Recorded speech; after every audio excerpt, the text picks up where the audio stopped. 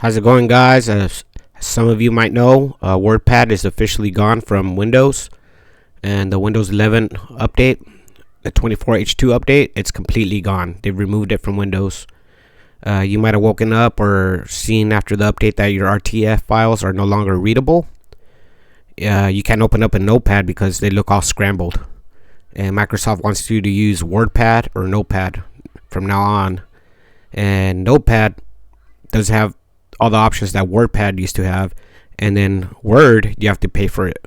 So it's a lose situation for the customers. Now there is a way to get it back, as I came across this article from PC World. This is how you bring it back. It's gonna tell you to go to follow a link, and it's gonna take you to this website. Excuse me, this one right here. And I'll go ahead and leave this link down in the description below so you can follow it. I've actually tried this and it worked perfectly. Now you're going to go to download WordPad, click on it, save it to your desktop, and you're going to get a zip folder. You're going to right click that zip folder and extract all. After you extract them all, you can get a regular folder, and the setup a file for WordPad will be in that folder, and you can just install it and use WordPad just like you did in the past.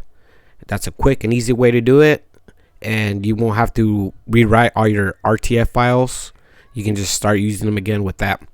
Now you will have to set for those RTF files to open automatically with WordPad, so make sure you know where you save that WordPad file when you install it.